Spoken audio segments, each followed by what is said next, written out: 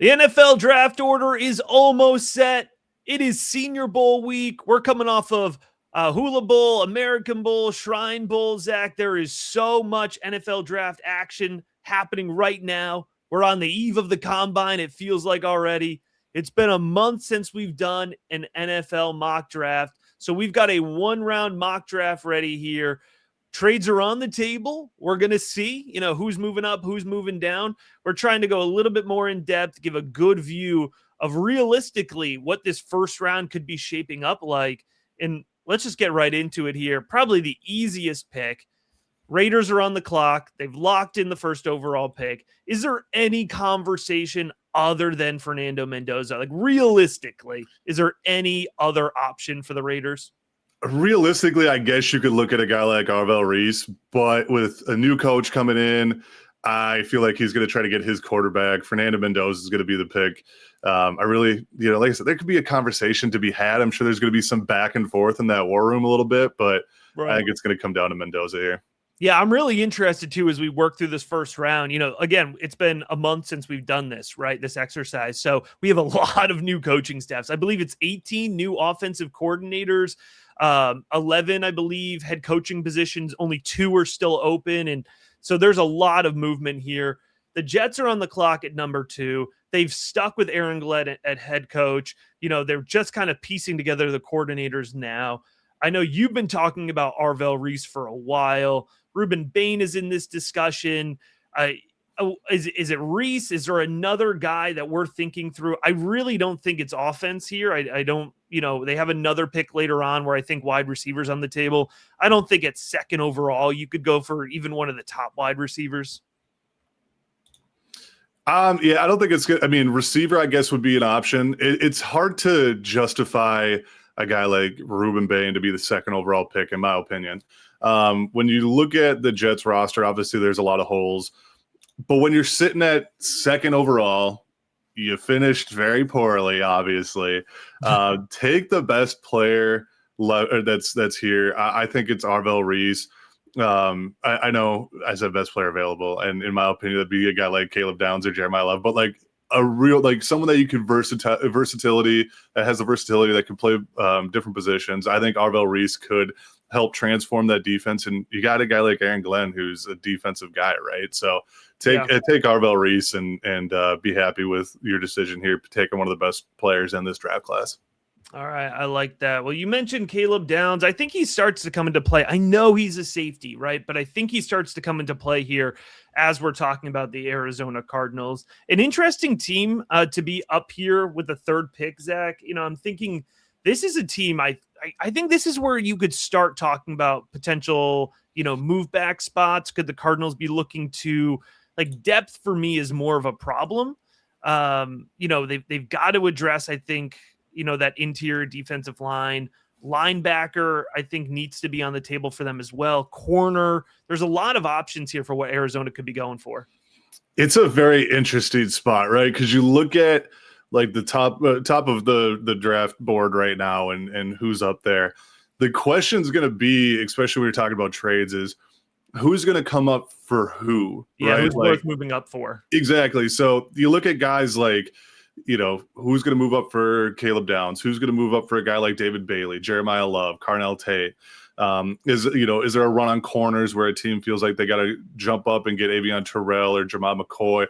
So there's a lot of those questions that are going to need to be answered. How much does a team really need to jump up to go get those guys, or can they sit back and wait for their guy? Because at the end of the day, I think when you're at the top of the draft order right now, I think it's going to end up being who did I like in the interview process, while also like what did I like on their film, because it's going to be beaten down like crazy how talented this draft class is overall. It's a very big question that who do you like, right? So the Cardinals, how much do they like Caleb Downs to be like, I don't care what position he plays, he's the best player available, and I'm just going to take him. Granted, I think the Cardinals do need a safety, and they do need to look at a guy like Caleb Downs, right? Yeah. Exactly, right. So can they trade down a few picks and still get Caleb Downs? Does a team really like Tate enough to take him third overall, right? Like, what team needs a receiver that's in that top 10 area where they can move down and still land Caleb Downs while also giving up, potential of losing them. Right. I think if you're the Arizona Cardinals and you're sitting here, you could probably use a tackle. You could probably use an interior offensive lineman. You could probably use a corner. I'm talking to myself into the potential of just grabbing Caleb Downs and calling it a day, to be honest with you. I don't think Caleb Downs goes in the top 5. I think it's going to be somewhere between the 5 to 10 range. But at the same time, if you're having conversations with other GMs and you're not getting the value that you want out of this pick, maybe you just sit tight and take your guy. Yeah, I mean, there's just not a lot of guys in the range, right? Because Arizona's not going to want to move back 10 or 15 spots, right? Exactly. So, I know Cleveland's got draft capital, but I don't think they're looking to use that on wide receiver. I think they can sit at 6 and get a wide receiver. And then, you really don't have teams with a ton of draft capital. I mean, maybe the Chiefs get aggressive to just get aggressive. But again, I think you can sit 6 to 10. We'll see. I think you could sit 6 to 10 and get a wide receiver. And those, I think, are the guys that you might consider trading up for. I don't think you're considering trading up for Ruben Bain, just with the other options you have at the edge. So I'm comfortable, sticking and picking here with the Cardinals and getting Caleb Downs off the board. That brings us to the Tennessee Titans here. Titans do have the new head coach. They do have Brian Daboll coming in at offensive coordinator. So, we've got the confirmed changes. Robert Saleh coming in at head coach, I should say. So kind of a really interesting combination here. Does the coaching changes affect the way that you view the Tennessee roster and what their needs are? Because I know Tennessee and folks, we love to hear the comments. If you're watching on YouTube here, as opposed to listening on the podcast feed, we love to hear the comments. We love to go back and forth. And I think Tennessee is a team that our viewers haven't always loved our selection for. So let's think through it a little bit here for the Titans. Yeah, you definitely have to take the coaching changes into consideration, right? You got Brian Daboll, who loved Cam Ward coming out, right? Like, that's a guy he really wanted. So do you look at getting him a potential weapon in a guy like Carnell Tate, Jordan Tyson, Mekhi Lemon? That's definitely a possibility, right? On the flip side, you look at their defense, and for me, if I'm there, I want a guy like David Bailey, right? Because you got Arden Key starting at outside linebacker. Olufemi Oladejo, I loved him coming out of college, UCLA. I really liked him. So I think there's some building blocks to build around. You just don't have that core of, super talented defenders. But like I said, you do have to take into consideration of the coaches that were hired, and they're probably going to want to take some offensive players to really build around Cam Ward. I'm torn on David Bailey and Carnell Tate. I don't know where you're at, but that's my kind of gut feeling when you're looking at picking at pick 4 here. Yeah, it's right with it's interesting because you have this blend where the head coach is known for being a defensive guru, right? And the offensive coordinator, I know Daboll did not have a good run as a head coach in New York, but he did fantastic in terms of developing Josh Allen in Buffalo. And I think a big piece of that was trying to think through the support system around him, right? So I think that there's a strong argument for David Bailey here. I think you could get into Ruben Bain if you were interested in that, just get a good defensive player out there. But this franchise has invested in the quarterback. It's year 2, right? Cam Ward finished the season really strong. There's a lot of confidence for his development. You have to think Daboll came in specifically to, build a system and build a support network around Cam Ward. I think at 4, you've got to go for your wide receiver 1. And I think at this point in time, at least it's Carnell Tate. I will say, considering, Chimera DK, he had a good season. He's a little bit more of a field stretcher. I think that there could actually be an argument for Mekhi Lemon here, but I think that Carnell Tate would be a more kind of consensus selection here at 4. Yeah, I'm with you. Just because, you look at their receiver room, right? Calvin Ridley, consistently inconsistent. Calvin Ridley. Right. Consistently inconsistent. Alec Amaner, like, he's fine, but he's not at Carnell Tate's level. Same with Shamir DK. Gunnar Hell, man, he was probably the most exciting guy for me out of that offense. He was by far the most exciting. Don't get me wrong. Yeah. Definitely. But at the same time, his profile, and it's not at the level of Carnell Tate. Let's get Cam Ward, someone to throw the ball to at a consistent level. All right, on to the New York Giants here at 5. The Giants are an interesting one, right? Because, I mean, wide receiver is kind of the consensus selection for them. They had Todd Monken as their offensive coordinator, which actually for me might have said they weren't going to go wide receiver this early, but now, he's off to Cleveland, so they've got the open offensive coordinator spot. Again, it's a new head coach in there, right? With John Harbaugh. So he might still be kind of looking for this. He's been very defensive focused. He's been secondary focused. So I think if Caleb Downs was still on the board, he would probably be a top pick, a top option here for the Giants. I think moving back is also an option for New York. I'm kind of in a weird spot for the Giants. I don't think it's just draft the top wide receiver anymore. No, I don't think it is either, honestly. And just looking at their overall needs, they've went edge rusher.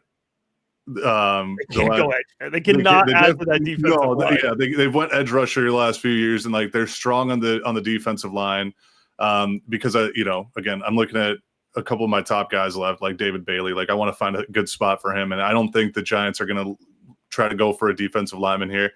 The interesting one would be, potentially going linebacker here, because I know Sonny Styles is very highly touted. This linebacker, pause for a second. This linebacker class, dude, is whatever anyone says about this class as a whole, this linebacker class is very, very good. There's a ton of names where, you just rattle off some of the guys that, there's a lot of guys that could go first round here. Sonny Styles, Anthony Hill, CJ Allen. I love Jacob Rodriguez, barring what anyone says about his overall athletic ability. Give me a guy that can play football. Love Jacob Rodriguez. What I mean is you could potentially get a linebacker late too, though. Yeah. Right. You get a talented guy. So do you take a swing on an offensive tackle here? Who? That's the question, right? Who? Yeah, it is a good question. Spencer Fano would be my first option. You could even make the case for Maui Goa out of Miami, because I think he has some versatility to play inside and outside. I've seen a lot of people talk about him playing, being just an inside guy. I still have him as a tackle. I still think he can go be one of the bookends. So how are you feeling about the Giants here? Yeah, here's if you draft somebody to play tackle and you have to kick them inside and they're a really good guard, the Giants still need that. They need help in and out. It's so hard for Giants fans, I think, getting into their psyche a little bit, because there's been so much draft capital invested in the offensive line over the last 2 coaching regimes, and it doesn't ever seem to come to fruition. Now, that's an evaluation problem, right? I know there's some consistency there with the GM position and Joe Shane. So I think that there will be skepticism. I don't know if Giants fans are going to love it, but I do think going Fano or Maui Goa here makes sense. So, I'm happy to defer to, which one of these guys you think is going to go off the board first. If I were a betting man, I think Spencer Fano would be the first one off the board. And I think it's actually a pretty strong fit too, because right tackle, I think is something that they need to address. And that's what Fano played. He's got 1,500 snaps at right tackle the last 2 seasons. So I'd go Fano here. All right. The Browns are on the board here. They are pick 6. They've also got picks 24, 39, 70, 107, 139, 144, 147, 204, 248. They got a lot of draft capital, Zach, not just this year, but setting up for next year as well. The good news is I think quarterback's off the board, right? They've got a Pro Bowl quarterback now, so they don't have to worry about that at all. No comment. Hey, Todd Monken's in town. He loves his running back room. So you just add Jeremiah Love with Quinshon Judkins and just get absolutely ridiculous with it. Why not? You got Dylan Sampson, Jerome Ford, Raheem Sanders. Why not add another running back? Why not throw another guy in there? But in all seriousness, I think even with the Monken scheme, right, I think wide receiver has to still be a conversation, right? Jordan Tyson, I think, is in play. Mekhi Lemon, those are probably the only 2 wide receivers in play here. I know Monken loves his tight ends. I don't think, you're talking about Kenyon Sadiq quite yet, even with Harold Fannin in there. So, are you thinking anything other than offense for this group?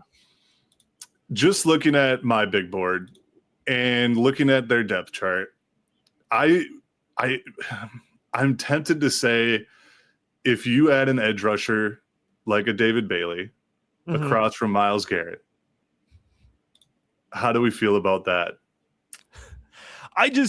It's so hard for me to invest more in the defense. But we have talked about this, right? Like there's a roster building philosophy that we both are, not opposed to, of like, you just keep investing in what you're good at.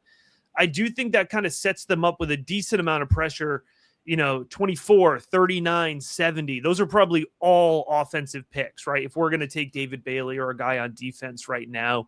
But at the same time, if you could build up that defense to where you only have to get an offense to score 20 points a week, and that gets you 6 wins next year, like that's all Cleveland is probably realistically looking to do in this first phase, right? In this year one of this new coaching regime. So, I mean, I'm willing to get a little crazy with it, right? The whole point is to have this exercise and understand the different possible scenarios. So if you want to go David Bailey, man, we could get wild with it. The way I'm looking at this right now, right? So you have your running back.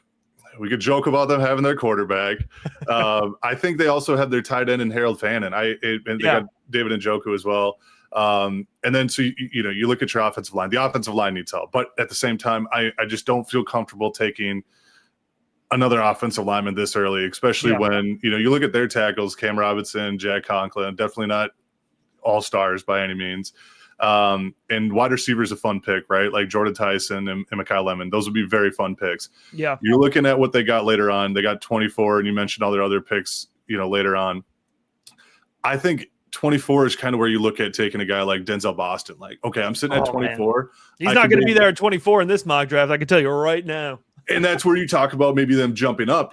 So that's another option, right? Like maybe let's jump up and take a Denzel Boston, because McCoy Lemon and Jordan Tyson are going to be gone. So let's invest in an edge rusher across from Myles Garrett to play alongside Mason Graham and Millie Collins.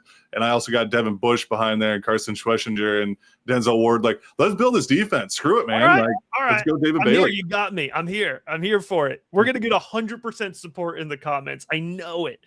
All right, Cleveland, you got David Bailey, edge out of Texas Tech at 6. Washington's on the clock.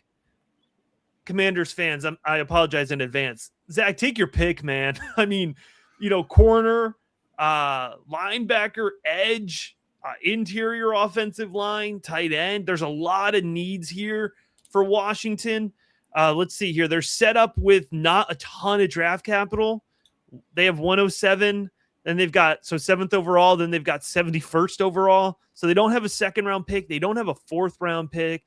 I mean, this is a team that has to be considering moving back with the amount of needs they have. I think 7 is the range, believe it or not, where you're thinking about, a team that would like that final piece is thinking about Jeremiah Love, right? I think Ruben Bain, Jordan Tyson, McCoy Lemon, these are all guys I think are potential trade-up worthy players. You're kind of selling me a little bit on a possible trade-down scenario just based on their draft capital. Let's get some more in this class. Let's see if we can get some in next year's class. It depends on how you feel about Jeremiah Love, honestly, when you're the Washington. I know you like him. I love Jeremiah Love, and I think he slots in right away and plays next to Jaden Daniels, and it's fun to watch. You also look at their receiver room; it's not extremely deep, but I'm almost feeling like this is a trade down scenario for a team like the Chiefs, a team like Kansas City. Yeah, it's a quick swap, right? I mean, you can move next year's 2nd round pick, this year's 3rd round pick, something easy, right? To put that trade through. Yeah, and if I'm thinking receiver being the pick, like I think the Jets are too far down right now, and I don't think another team like maybe Miami too. There's another option. I mean, teams there. I know they've got George Pickens. They've got to figure out that contract, but Dallas moving up to add McCoy Lemon to that offense. I mean, that'd be lethal. That'd be lethal. Brother, that would be fun. They probably, I don't know, Dallas, Washington, maybe they wouldn't do that trade, but that'd be pretty fun. It would be fun. So are we going with a trade down here? Yeah, I think they need to trade down. I think they need to get more draft capital. Okay. If it's me, because I'm sitting and I got New Orleans ahead of me, Yeah. Kansas City. And I mean, I do think, New Orleans might be in play for a possible receiver as well. Maybe. I'm not saying I would take him if I were them, but like, if I'm the Chiefs and I'm sitting here and I'm like, I would love to draft a playmaker like McCoy Lemon, right? Because is that where we're leading? Well, I was thinking like McCoy Lemon for Dallas. I was thinking Jeremiah Love for the Chiefs. It's weird to trade up for a running back, but you only have to jump one team. You're not doing a ton. Okay, so do you want to bring up Dallas? Do you want to bring up Dallas, or do you want to bring up You want to get crazy? Let's bring up Dallas for. No, that's too much. I think that's too much. Let me look at. Let's move up Kansas City for the running back, because I guess that I think that's the way to go there, because you look. But I guess, are they worried? Yeah, the Saints could draft a running back. Yeah, the Saints absolutely could take Jeremiah Love. Yeah, I like this. I think the Saints absolutely could take Jeremiah Love. You don't have to give up a ton, right? Let's say a fourth this year and a third next year. Is that enough? To move up, to flip one spot, I just think, or probably a third this year, fourth next year is probably more realistic, or a fifth. You know what I mean? Like, yeah, and the 9, yeah, yeah, no, yeah. Let's do that. I think that's a good move here. Let's get Kansas City up. They get their playmaker. I think they do feel some pressure because Kansas City isn't a team that is able to rebuild, right? And they're not going to have Pat Mahomes for what? At least the first 2 months, right? So they need a playmaker. They need a running back who can realistically help kind of keep the offense afloat, right, through the first couple months of the season. All right, let's go with that. Chiefs move up to 7, get Jeremiah Love. The Saints don't get a chance to draft the running back. They definitely still need a wide receiver, though. And we've got both Tyson and McCoy Lemon on the board. That's where I start with the Saints. I don't know if there's somebody who you feel other than wide receiver, but it's a pretty glaring need for me. The only question I would have is how you feel about the corners, but at the same time, the second I think that, it's like I have my potential quarterback of the future in Tyler Shugg. Right. I got Chris Olave. Yep. And then what? Literally, and then what? Jawan Johnson at tight end, who's a free agent, I'm pretty sure. Right. And they don't. And I think the key here, Zach, when you're thinking about it too, I mean, I'm pretty sure the Saints have the 31st most cap space going into this season, right? So if you want to add a legitimate playmaker, if you want to make sure that Mason Tipton isn't starting for you, like, you got to get a wide receiver through the draft. It's really your only choice. The fact that, and I mean this with all due respect, right?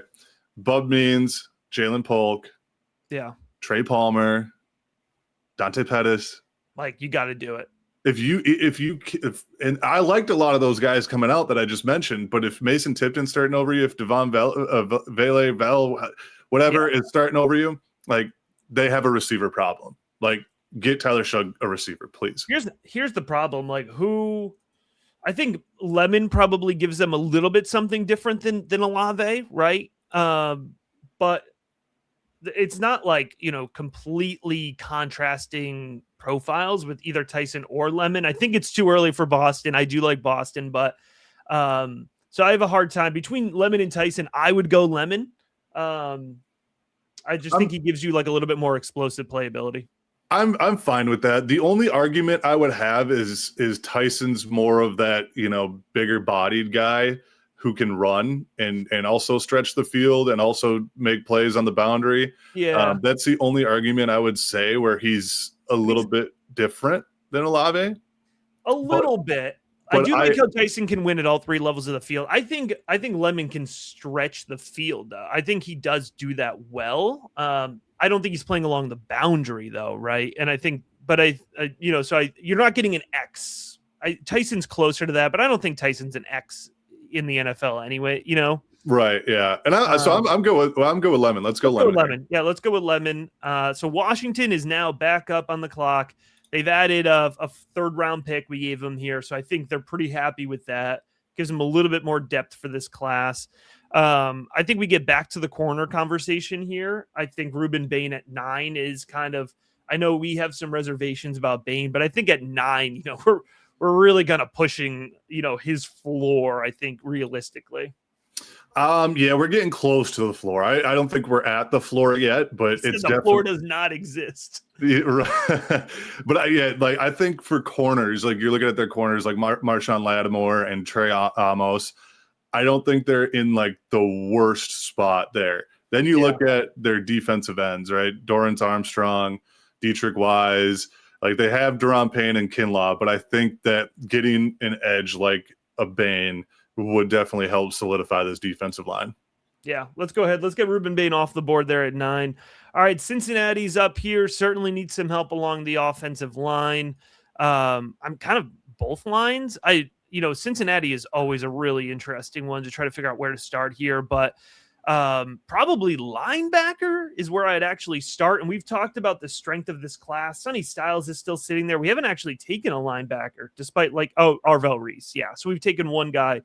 And Reese is kind of a little bit of a linebacker edge hybrid. Are you thinking Styles here? Are you thinking outside of linebacker?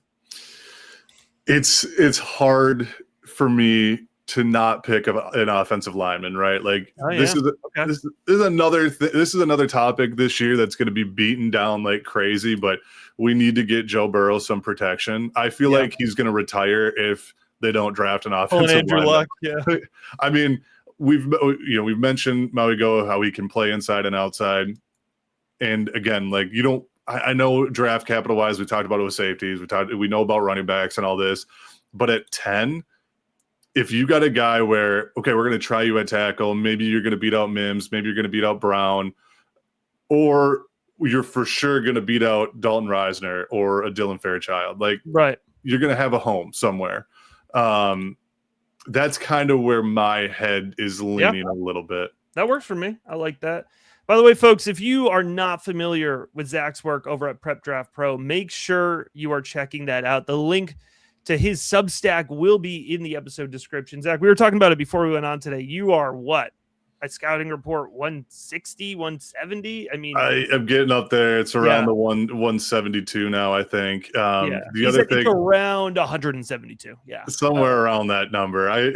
those are out there. Those are available for folks. I mean, these are in-depth reports, folks, for somebody who has a lot of experience, in the scouting world and giving a real honest look at this class and in an important year, right? Because it's not all sunshine and rainbows, right? Like you need that honest evaluation. It is a very important year, right? And I think being the Senior Bowl week, a Shrine Bowl's now past us. I am going to have 30 prospects that I'm going to be dropping that I thought really stood out over the last couple of weeks. So you're definitely going to want to check that out. I think it's going to be a good little couple nuggets you see in there. All right, here we are. Miami's up here at 11. I think when it was Mike McDaniel, the thought was offense. With Jeff Havley coming in here, new head coach, more defensive minded, right? Defense needs help as well. I don't think we're talking quarterback yet. I think a new head coach is not going to be sitting there at 11 thinking that he's betting on Ty Simpson. I think he'd be much smarter to wait a year, try to get a veteran if it's not Tua, right? Or try it with Quinn Ewers and have a bridge veteran ready to go. So I'm looking at edge. I'm looking at defensive line. I think we're back in the Sonny Styles conversation. We could go corner here as well. I mean, the fact that we're at pick 11, we haven't taken a corner yet. I do think that they have a need there on the outside. I'm leaning corner here. I'm leaning heavy corner because you got Rasul Douglas, you got Storm Duck. And then you got a guy like Mansour Delane sitting there. I have strong feelings about probably about 13 guys where I'm like, these are going to be top 32 guys. They're going to be the ones that are drafted in the first round, and Mansour Delane is in that conversation. Yeah. And when you got the guys that I mentioned that are currently starting for you, you definitely are going to be in a need for a corner here. All right, let's go. So you want to go Delane? Yeah, I think Delane's going to be the pick here. Yeah, he's been your top corner for a while now. He has been my top corner for a while, and he probably won't move out of that spot, honestly. I will also, just to give a little tease, have a top 100 dropping after the Senior Bowl week here. Nice. Right now, Mansour Delane is currently 8th overall in my CB1. Well, there you go. That's good value then for Dolphins fans. Mm-hmm. And again, folks, if you're watching on YouTube, Leave us a comment. Seriously, we love to have that back and forth. We genuinely enjoy the discussion. Cowboys are up here. Running back, Jeremiah Love's off the board, so I think that is no longer a fun pick that we can make here. We talked about wide receiver a little bit earlier, but I think they would be looking for a slot guy, which, by the way, this was a Ryan Flournoy channel from the start. So we love that one. I don't think that's really a realistic option. I think corners, we could double down on corner with Gerard McCoy. I'm a Tennessee fan, folks. I promise I know his name. That's kind of where I would be leaning personally right here, but I do think Styles is in play as well. I don't know if he's the best fit though. I think Styles would be a good fit. But I think at will, you think, or yeah, he would probably end up being your will. He would just be another one of those inside linebacker types. I mean, I do like DeMarvion and Overshown, and I do like Kenneth Miller a decent amount. I think they're okay picks where I think Styles probably isn't the route they go here. Yeah. Just because corner, man, they need a corner. I think Jermod McCoy, you got a guy sitting there like that. Yeah. I know that's a good value, man. That's a real good value. It's a good value. He's my CB to 12th overall. I like Jermod McCoy, even though he didn't play this year because he was hurt. But this is a good spot for him to go. I think that you have to have the conversation. I'm not saying we're making the pick. I'm just saying this is where the QB2 conversation starts, right? This is probably the highest that we could realistically think about Ty Simpson as this heir apparent for Matthew Stafford, right? 1 or 2 years on the bench. You take the Jordan Love route. This is a conversation we're going to have here with the Rams at pick 13. They have multiple picks in the first round. This pick was acquired from Atlanta. So there's a little bit of draft capital at least to play around with. They've got 13, they've got 29, they've got 61, 93. They do, I think, also have some help offensive line. They could absolutely be in the wide receiver conversation. I think they could be in the corner conversation as well, but they kind of missed out on that run. Yeah, I mean, for corners, you still have Avion Terrell. You still have a guy like Chris Johnson, who I really like. I'm kind of with you on the Ty Simpson conversation here because you look at who, like in between pick 13 and pick 29 here, who's a team that could take Ty quarterback? Simpson? Yeah, because I really don't think there's Jets. What's that? 16 with the Jets. Yep, exactly. 21, Pittsburgh at 21. Yep. There's plenty of teams, right? That there's a good chance that they take their quarterback to sit behind what they currently have. Yeah, the Rams are in such a good spot where they were on the cusp of going to the Super Bowl. They have a very good team overall. Yeah, let's make sure when Stafford decides, all right, my time is up. Yeah, I have my next guy, whether that's 2 years from now, 3 years from now, whatever it is, I think Ty Simpson's going to be the play here. And I've said this, I'm going to die on this hill. I'll say it over and over again. Ty Simpson's best tape, his best tape is the best tape of any quarterback in this class. His ceiling is higher than Fernando Mendoza's. He's shown bigger arm strength, better arm talent. Let me clarify. He's shown better anticipation, better mental processing. He's just also shown the poor stuff, right? And so I do think that if you're looking at Ty Simpson as a 2-year runway here, it stops the floor from dropping out. I don't know if this is the pick McVay wants to make, but it's the pick we're going to make here for the Rams because I do think it makes a ton of sense. This is a really interesting one here. My Baltimore Ravens are up. It's pick 14.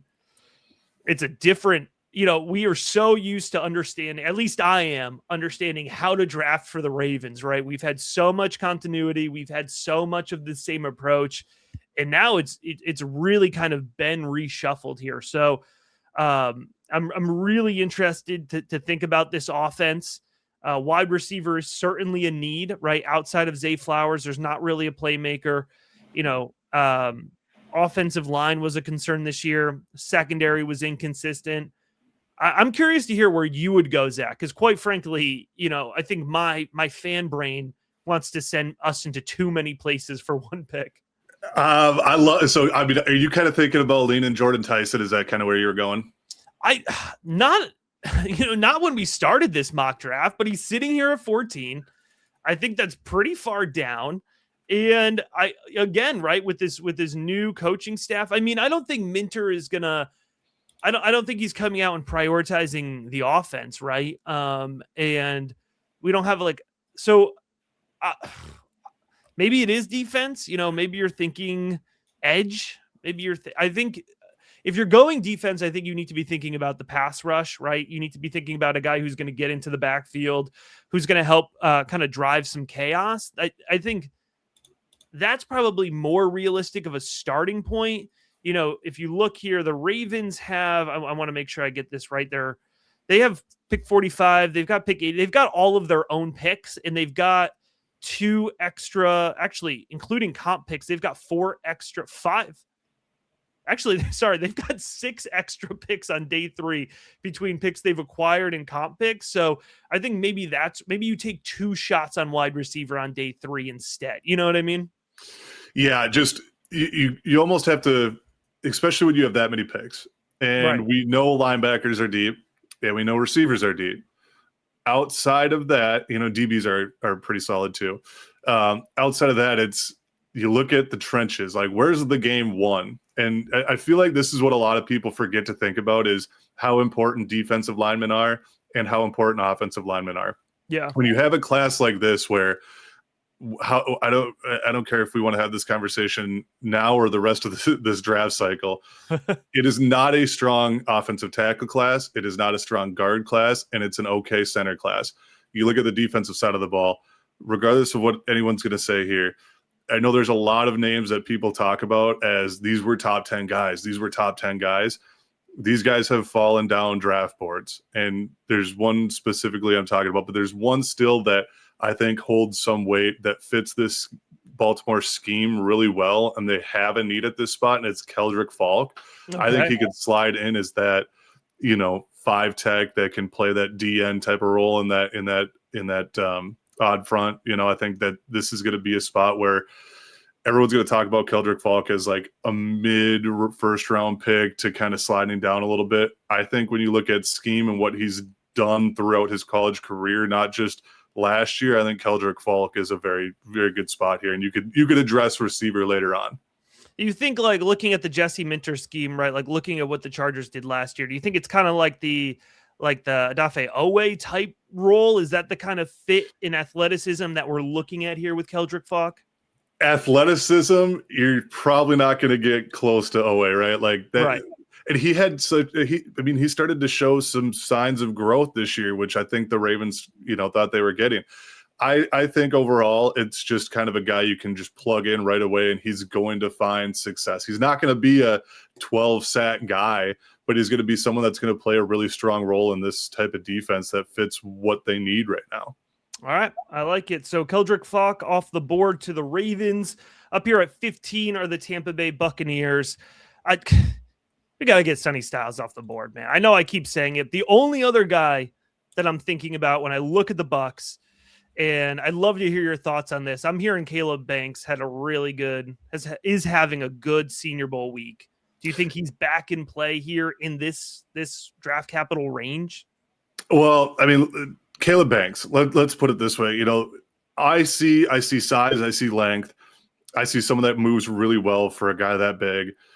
There's a lot he does well. There's a lot of rawness to his game too, right? Like pad level, instincts. Like there's still a lot to develop.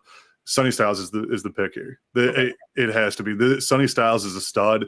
If we're not talking about Arvell Reese as a linebacker, if we're talking about him as more of an edge rusher or something, Sonny Styles is clear-cut linebacker 1B, 1A, however you want to label it. He's a stud. This would be a great pick for the Bucs here. All right. Sonny Styles off the board. The Jets are up here. This is their second selection. They took Arvell Reese with their first pick. Dude, if you're a Jets fan and you're watching this mock draft, you're welcome, right? You're very welcome. You're very welcome. Running into the podium. And I just want to point out, man, it seems like the consensus draft media is so locked in on Jordan Tyson being a top 10 pick. I don't think that's a guarantee. And I want to clarify, like, I'm not knocking Tyson. I think he wins at all three levels of the field. I think he's a good possession receiver. I personally, you could disagree with me. I don't think he's going to go to the combine and blow things away. Like, I think he's going to be fine. I think he's a really good, solid player. And I think those are the guys that go in this late teens range. I think it's actually pretty realistic that the Jets could walk away with Jordan Tyson and Arvell Reese out of this draft. 100%. It's not out of the realm of conversations, and it's something I think people that pay attention to the draft need to start taking into consideration more, because I have these conversations all the time where why would Jordan Tyson fall to 16 here? Well, Right. Look at the other position groups, right? Look at quarterback. There's one guy that you can justify taking early. Look at edge. There's maybe two you can justify taking before pick 15, right? Corner, same thing. Like, there's only a select few top tier, and there's not even really a blue chip guy, but top tier talent in this draft class where you are going to have teams that jump other teams to make sure they get a guy like Spencer Fano, who's my offensive tackle one, guy like Sonny Styles. Like, is there a team that needed a linebacker that maybe would have jumped the Bucs to go grab him in this mock draft? Possibly. Like, so you got to think about that's going to push guys like Jordan Tyson down, guys like Avion Terrell down, guys like Lee Hunter down, Peter Woods, Anthony Hill, right? Like, that's what's going to happen. So we got to start taking that into consideration when we're looking at draft classes like this specifically. All right, let's get on to Detroit here. Pick 17. The Lions, I'm looking at corner. I think we can get back into that conversation. I think we've got some good guys there. I mean, I think interior offensive line is a concern. I just don't know that it's one they're going to be addressing in the first round. The Lions are in an interesting spot. They don't have a third round pick. That was I believe the Tesla. I believe they traded that third round pick to move up for Tesla, which I'm laughing. I don't think it's going to end up being a bad pick in the long run. I still think it's one that you do kind of chuckle at. I really do think he's going to be a big impact player over the next few years. I know you don't love to hear that as a Vikings fan. Nope. I think, the other question here is there anybody on the board who's worth trading up for? We're kind of starting to get into that range. The only guy, I think is sitting here that the NFL might, kind of raise an eyebrow at is Kenyon Sadiq. I think that there is some chatter that he could be closer to a top 10 pick. Is there a team who's willing to move up for a playmaking tight end? I know that sounds a little counterintuitive, but these playmaking mismatched tight ends is a position that teams have put a lot of draft capital into the last few years. So if there's a team where we thought that was a really big need, I think it's possible. Who would that be? Maybe the Panthers? The Panthers, that would be really interesting because they've kind of missed out on the wide receiver run, right? Mm-hmm. A little bit of a dark horse one because I know folks love Oronde Gadsden, but like the Chargers with Mike McDaniel, I think that would actually be really interesting.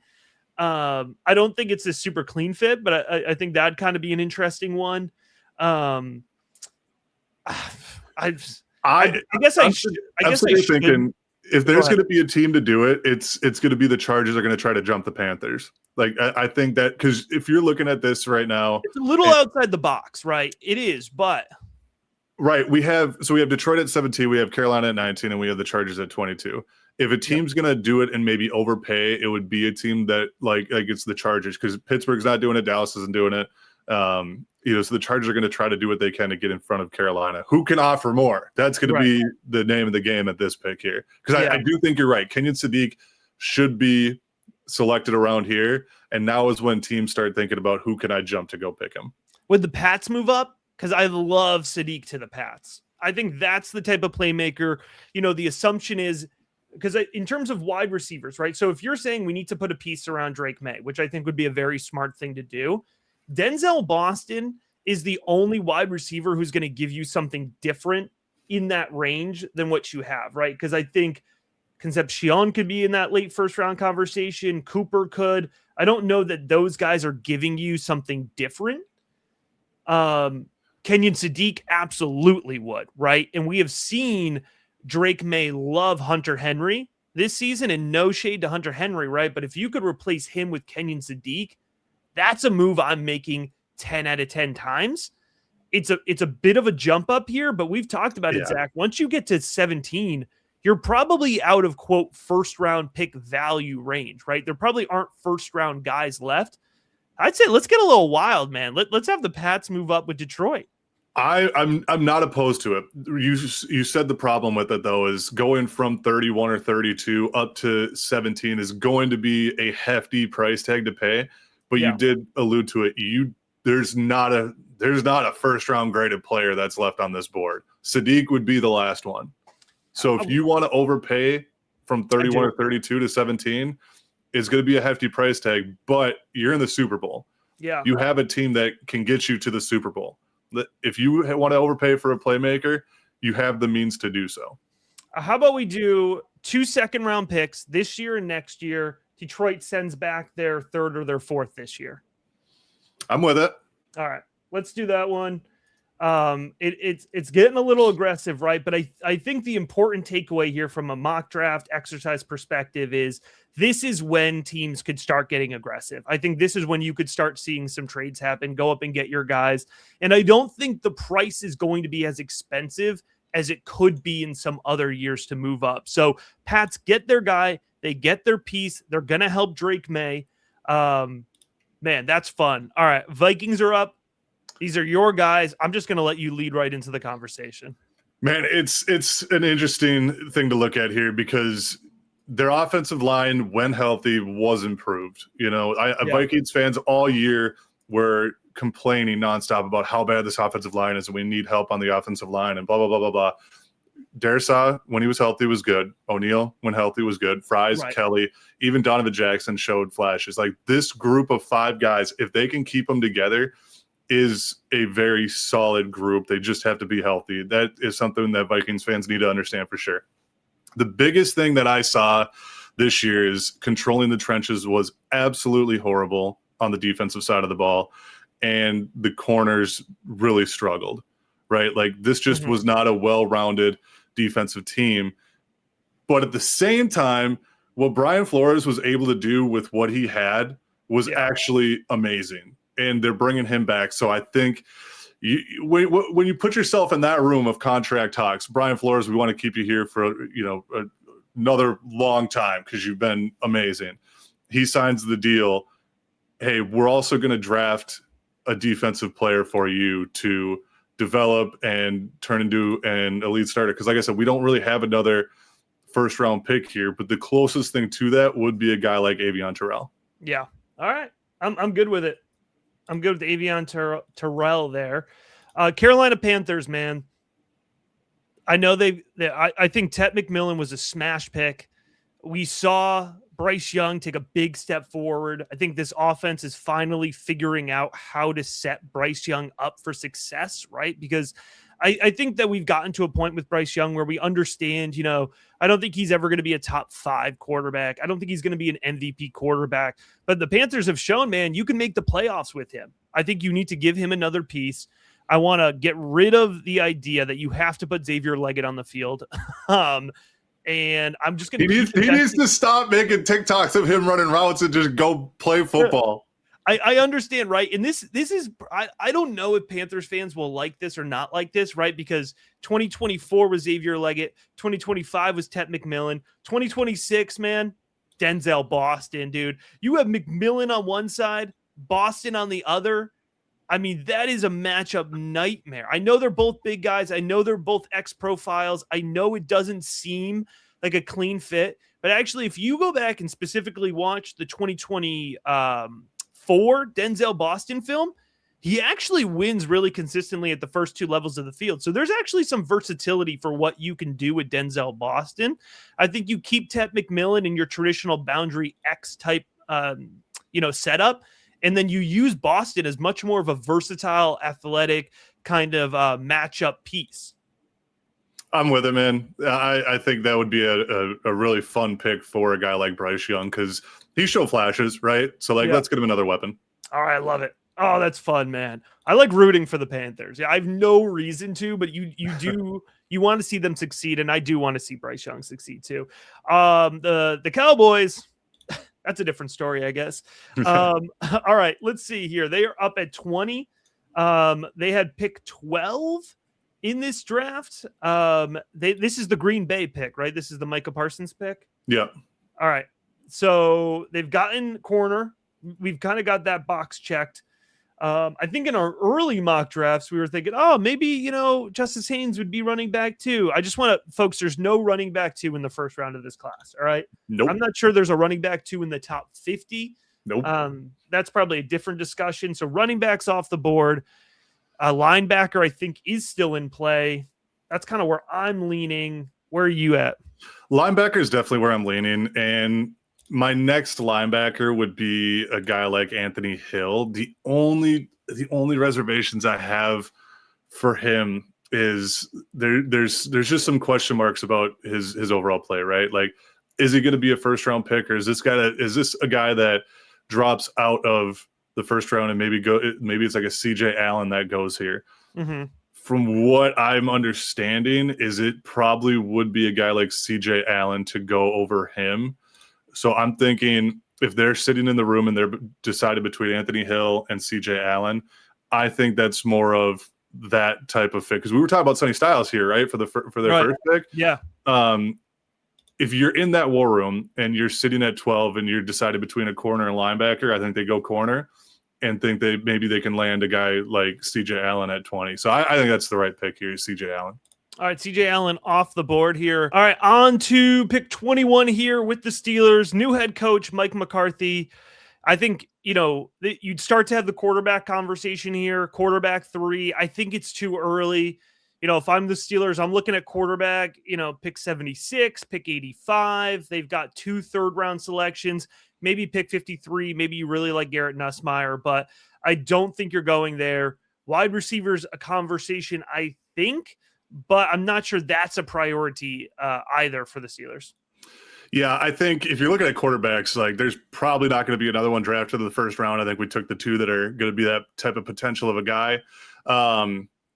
Overall, I think looking at their cornerback room is going to be a key factor here. And I think Chris Johnson, the San Diego State corner, is a great pick because I think he does everything just extremely well. And you need someone across from Joey Porter here. So I think Chris Johnson would be a pretty, good pick where Steelers fans are happy with this one. Yeah, Johnson, he's having a good Senior Bowl week, right? Zach was in on this guy. We talked about him in our corner episode in November, right? So that's definitely been a big riser throughout the process that you identified early. Speaking of risers that you want to identify, how to get the best value, folks, the link is in the episode description if you want to check out the rookie big board. So Zach's covering it from an NFL draft perspective, but as I'm sure you've seen on the Rookie Big Board YouTube channel, podcast feed, however you're checking this out, it is 365 days a year fantasy football focused analysis, helping you win your rookie drafts, rookie rankings, dynasty rankings, Devy rankings, personalized advice in the Rookie Big Board Discord. I have consistently been updating my Senior Bowl primer all week long here, the biggest fantasy football risers. It's not 160, but I do have 70 fantasy-specific scouting reports out now, 20-point trait profiles for every player. The link's in the episode description, folks. $5 a month. No better value out there to win your rookie drafts. All right, pick 22 here. We're on to the Los Angeles Chargers. We almost got, dicey with them. We almost moved up. I think it's really tempting to look at new head coach Mike McDaniel, right? Offense, fun. They've come out a lot in saying they want to run the ball, right? Which is great, but I think they need some help up front to run that ball. They definitely need some help on that front there. I think when you're looking at the prospects that are left, right, I think Vega Inoue is a guy that they're going to be looking very closely at. He's going to be my guard 1. I don't really foresee anyone else kind of taking that title from him. I don't think there's a tackle we could take right now. I think Caleb Lamu goes off a little bit later. He's my 24th ranked prospect and my guard 1. I think this is where they end up going here. All right, I like it. Philadelphia is up here at pick number 23.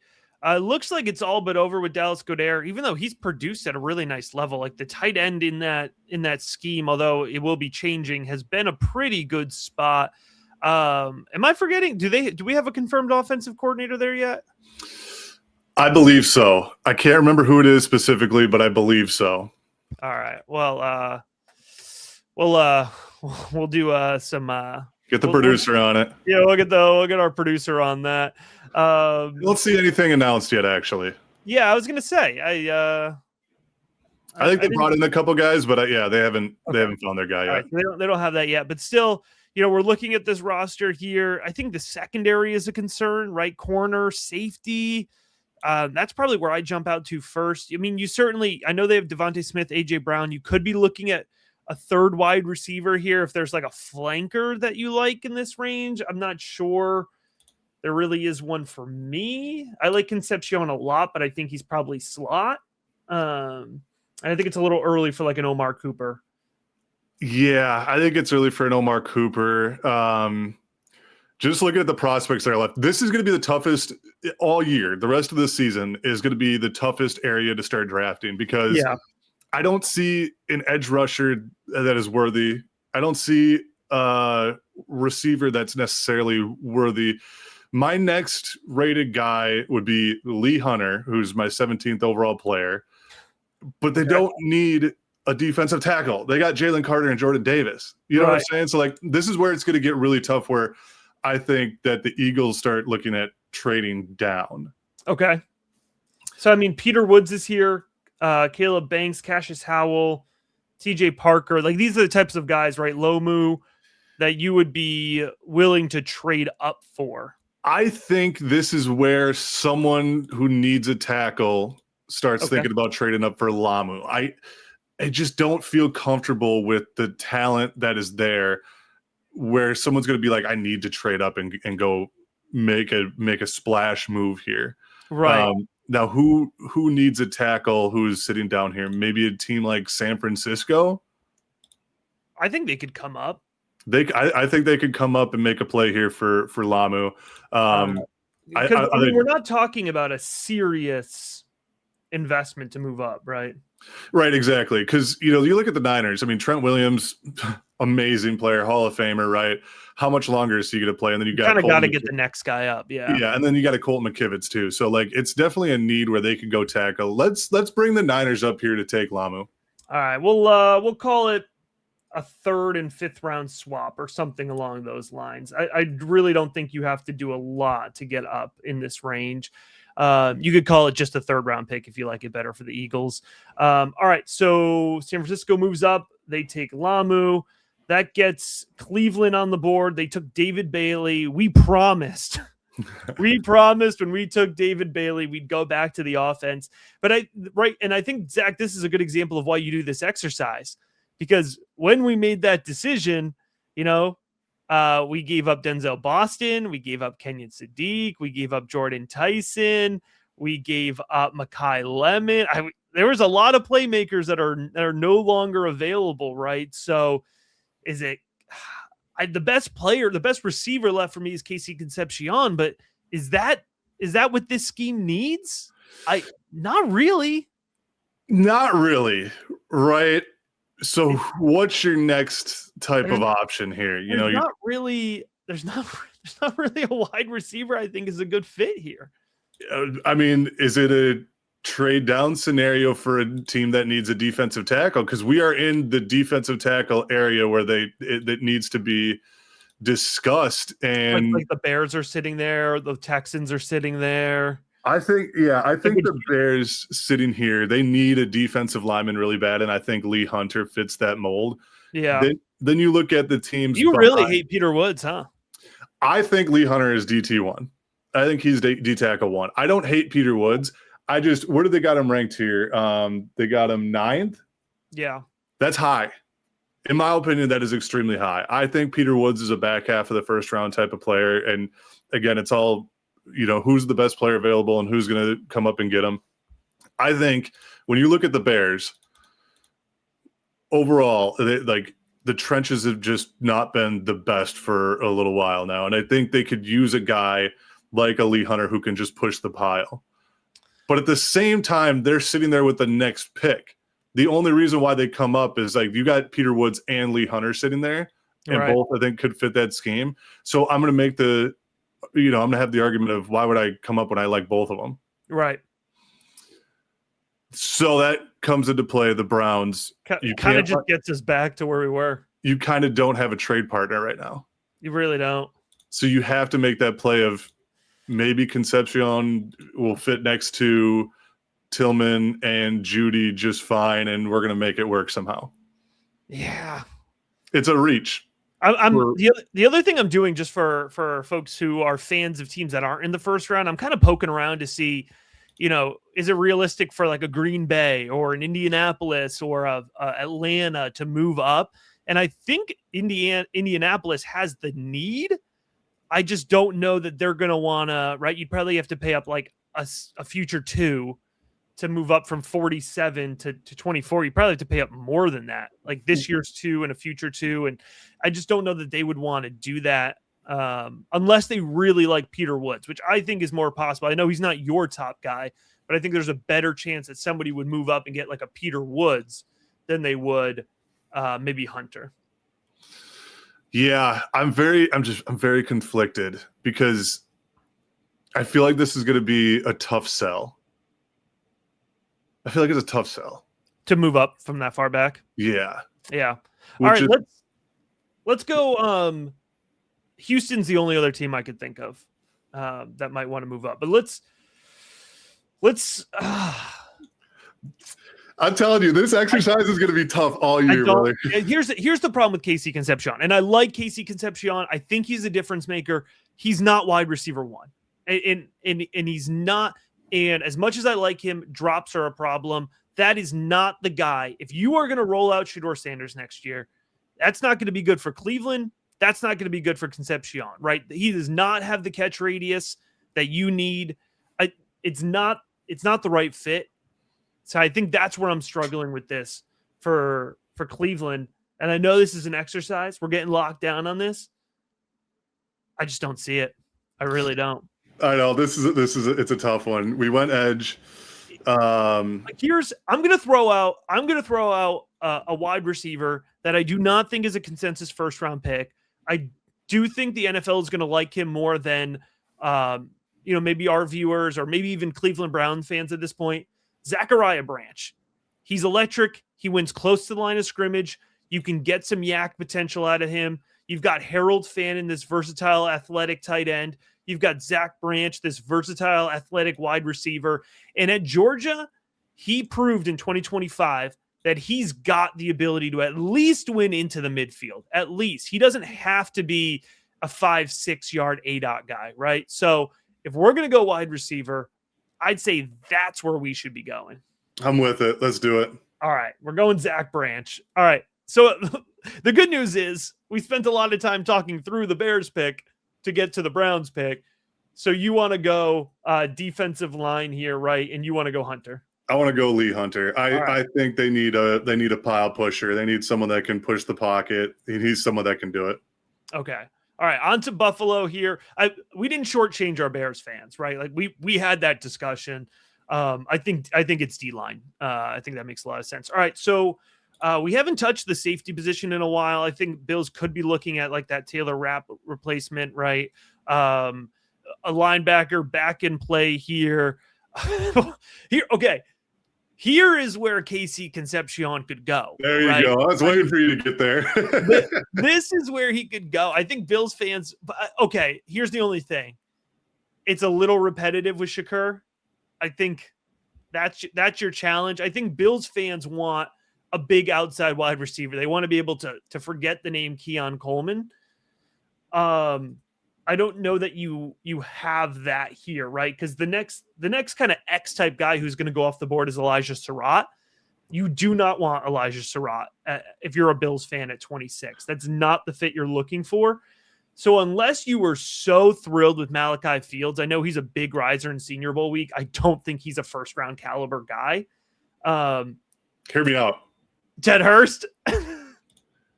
Well, no, but hear me out with Malachi Fields. No. Okay. We want to talk, like, they got Brandon Cooks, they got Josh Palmer, Khalil Shakir. I know we talked about Keon Coleman.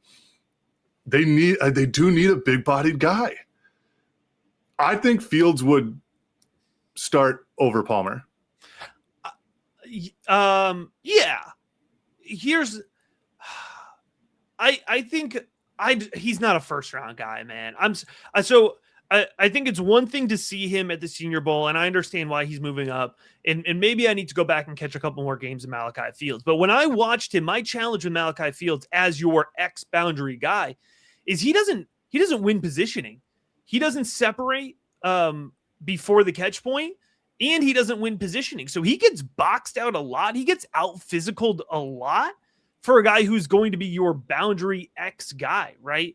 If you're losing those reps more often than you should, it was fairly consistent. He's losing these routes, in game at Notre Dame. They don't have the toughest schedule, man. I know they have Miami, Texas Tech, or Texas A&M, right? So I just don't see him contributing as a first round wide receiver. If you want to take a shot on him in the third round, like that to me is the right spot to take Malachi Fields. Like, I don't think I can do that to Buffalo Bills fans. I think you're getting less athletic Keon Coleman. I seriously think that's what you're getting with Malachi Fields.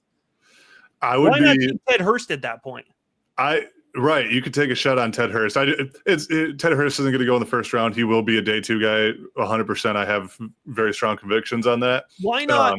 Why not? And I don't think he's a first round pick, but I'd rather wait on Chris Bell. Like I'd redshirt Chris Bell before I would take Malachi Fields. That's fair. And then, so we come back to the conversation of Concepcion. Do we feel confident with him playing next to what they already have? Not really. Not really. What about Deion Burks? Burks is a better fit. Burks is I think a much better, what they wanted Josh Palmer to be. I think that is where Deion Burks could be. But again, first round.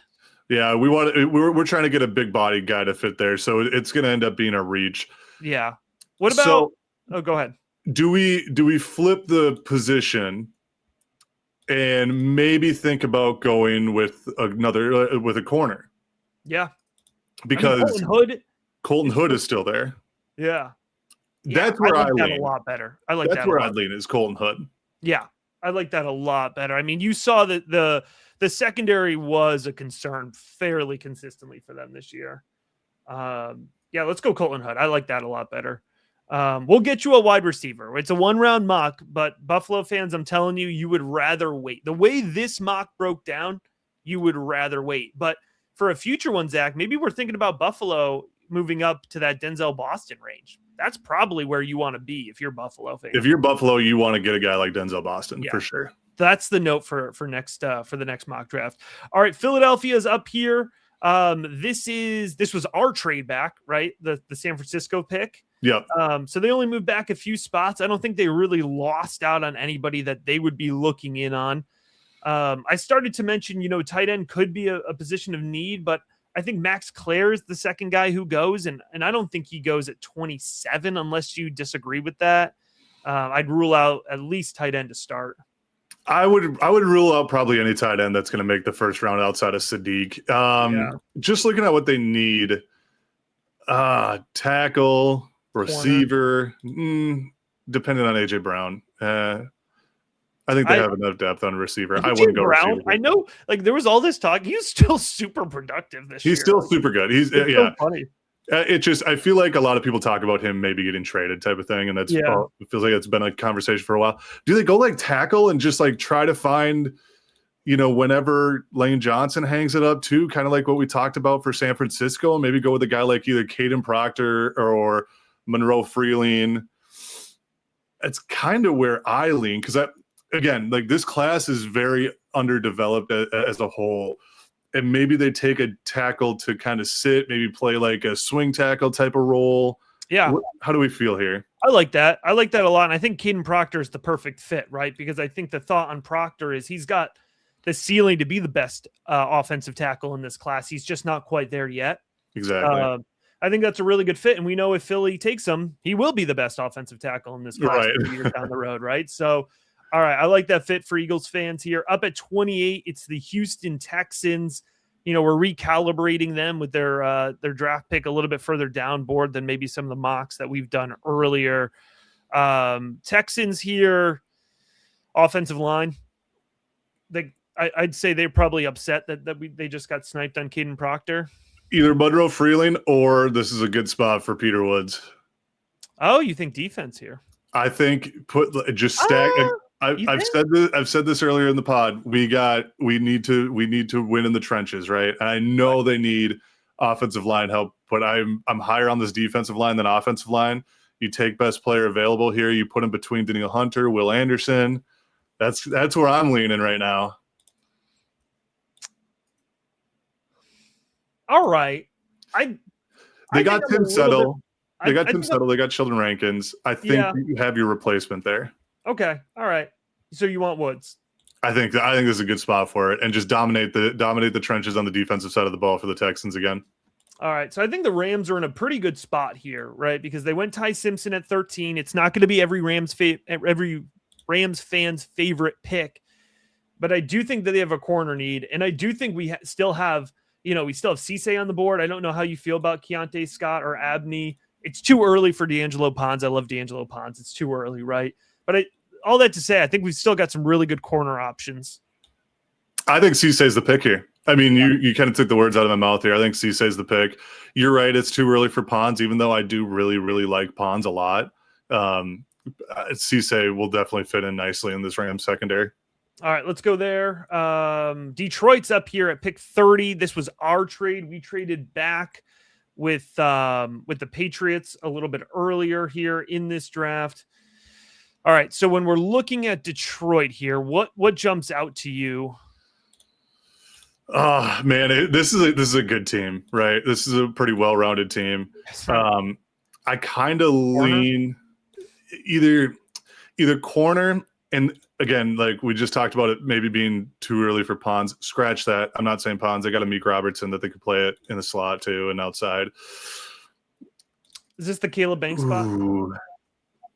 Is this the Caleb Banks spot? Like Aleem McNeil, swap him in there. Either that or Cade McDonald. I got Cade McDonald ranked over Caleb Banks. I know you do, but I feel like Banks is a big riser from this week. But who's more of the Detroit Lion, right? Because they do kind of have a mold there. Yeah, it would probably be like a Caleb Banks. I just don't see him going in the first round, but there's potential for that to happen because we're at the back of the first round. So like, this is kind of like a second round pick anyway. Pick 30 right? is pick 50, brother. Yeah. So I wouldn't be opposed to Caleb Banks here. I personally like McDonald and Christian Miller more. But I do think that Banks is having himself a week where it could shoot him up to that back of the first round pick. All right. Senior Bowl riser, Caleb Banks, pick 30. Let the record show. Zach Patrol would not do it. All right. Denver is up here at pick 31. What do we have for this? This is an interesting spot here for the Broncos, right? Again, another team. There's not a lot of big holes. I do think if we're thinking about tight end 2 coming off the board, I think with Sean Payton, the Evan Ingram replacement, I do think that is in play. I think that's a worthwhile conversation to have. And maybe it's a little bit more the Justin Jolie conversation. But, other than that, I mean, where's the obvious hole on this roster?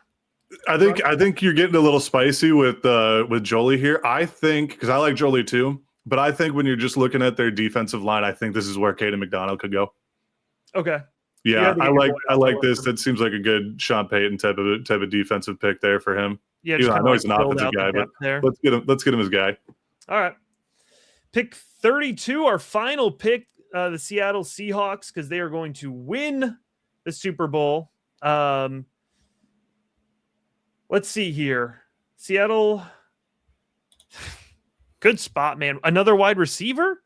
See, it was funny because going into this mock draft, you kind of start to think about fit, guys that you might want to see, guys who might be a nice pick in this last spot. And I had Zach Branch in my head as a Seattle guy, but we didn't take Concepcion. I got my pick. Hear me out. TJ Parker. Okay. Give me an edge rusher for this defense. Okay. Listen. I'm writing about TJ Parker. He's going to be my 30 guys that are on the rise after the All-Star games.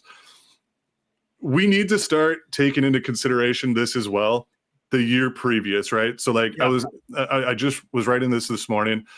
He had such an amazing year last year. We're talking about him being a top 10, maybe even top 5 guy, right? Yep. He doesn't have the production. I still liked him a lot. I still thought there was a lot to work with there. He got all the attention. And right, you're going to get a lot of attention in the NFL too, but there's more guys to give attention to in the NFL. Yep. This guy has all the tools that you want in an edge rusher. I don't think he's going to be a top 15 guy, probably not even a top 20 guy. He's having an amazing Senior Bowl, and he's a very, very, very good player that I think has the tools to be a guy who is a top 15 player in this draft class overall. I think you take him, you snag him at the end of the first round, and you're extremely happy if you're the Seahawks after you just won the Super Bowl, according to this mock draft. All right, we'll do it. We'll take TJ Parker there as our final pick here out of Clemson. So that gives us the 32 picks here, Zach. Let me say this really quick, okay? We talk about the class not being great. There's going to be guys that are moving up and down and all around in the first round. It's going to be a very interesting draft as a whole from first round to seventh round. You still got guys like Anthony Hill, D'Angelo Pons, Concepcion, Freeling, Christian Miller, Emmanuel McNeil-Warren, Jacob Rodriguez. Like the list goes on where there's still guys that are going to end up finding starting jobs in the NFL at some point.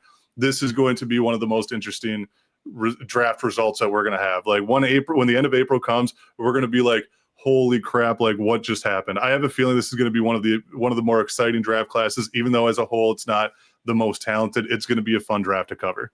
Folks, if you watch this entire NFL mock draft video, listen to the whole podcast episode, you have to be subscribed, whether you're watching or whether you're listening, because there's so much more of this coming your way. And I highly encourage you, Prep Draft Pro, check out Zach's Substack.